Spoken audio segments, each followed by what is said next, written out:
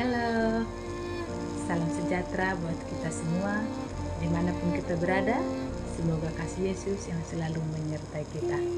Ini adalah tugas saya Roh Nubuat, di mana selama kami kelas summer, inilah yang saya dapatkan dari mata kuliah Roh Nubuat yang diajarkan oleh Bapak Pendeta Joseph Sianipar. Apakah perlu Roh Nubuat di Gereja Masih Advent hari ke-7? Ellen G. White adalah seorang penulis wanita di kalangan Kristen, khususnya di Gereja Masih Advent hari ke-7, yang mempercayai tulisan-tulisannya yang sangat menginspirasi dan dapat diyakini oleh para pengikut-pengikutnya, dan diyakini bahwa memperoleh ilham dari Tuhan. Semua tulisan Ellen G. White adalah membantu dalam menyelidiki kitab suci dari berbagai segi: kesehatan, penciptaan, kelahiran, dan pengorbanan Yesus, serta kematiannya di kayu salib sampai kehidupan yang akan datang. Walaupun Ellen G. White hanya seorang yang berpendidikan rendah, namun dia dipilih Tuhan untuk menjadi juru tulis atau juru kabarnya. Gereja Masih Advent hari ke-7 percaya bahwa Ellen G. White, salah satu pendiri gereja, adalah seorang nabi yang sekarang dipahami sebagai ungkapan karunia nubuatan rohani dalam Perjanjian Baru. Salah satunya karunia Roh Kudus adalah roh nubuat, di mana Allah memberikan roh nubuat itu sendiri kepada Ellen G. White melalui tulisan atau ilhamnya. Kita akan kembali ke asal muasal, di mana di Taman Eden Allah dapat berkomunikasi dengan manusia itu sebelum manusia itu jatuh ke dalam dosa. Jadi, kasih karunia itu diberi agar manusia itu dapat mengerti, memahami akan kasih Tuhan kepada mereka. Kesaksian Yesus itu adalah roh nubuat. Dosa memisahkan manusia dengan Allah sehingga manusia tidak dapat berkomunikasi dengan Tuhan.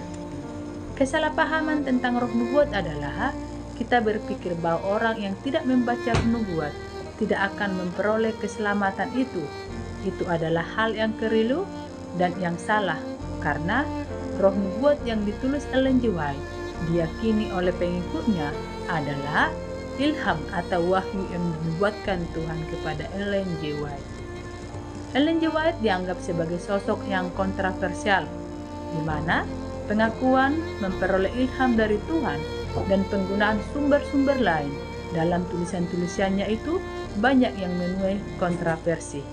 Tetapi ada 3 bukti bahwa karunia nubuat ada dan tetap pada akhir zaman, yaitu bukti pertama, perkataan Yesus yang menjanjikan kehadiran Roh Kudus di tengah jemaat sampai kesudahannya, tertulis dalam Matius 7 ayat 15. Dan yang kedua, perkataan Paulus dan alasan Paulus bahwa kegiatan kenabian masih berlangsung setelah Perjanjian Baru. Dan yang ketiga, nubuatan Yoel. Nubuatan Yoel secara khusus pada akhir zaman yang diberikan pada wanita dan pria melalui khayal dan mimpi.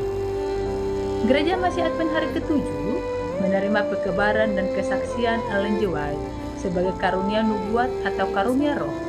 Ellen G. White melayani pekerjaan Tuhan selama 70 tahun, dan bagi Gereja Masih Advent hari ke-7, Ellen G. White adalah seorang nabi.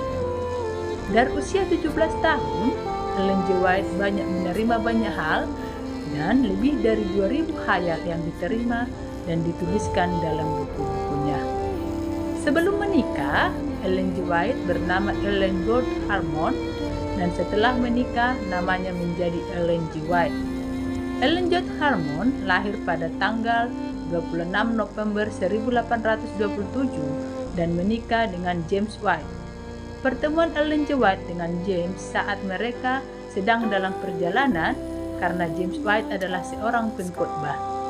Ellen G. White dikaruniai 4 orang anak. Yang pertama bernama Henry, lahir pada tahun 1847 dan meninggal saat usia 16 tahun karena radang paru-paru. Dan anak yang kedua bernama James Edison, lahir pada tahun 1849 dan banyak menerbitkan buku. Dan yang ketiga, nama anaknya William White, lahir pada tahun 1854, seorang pendeta gereja Masihi Advent hari ke-7.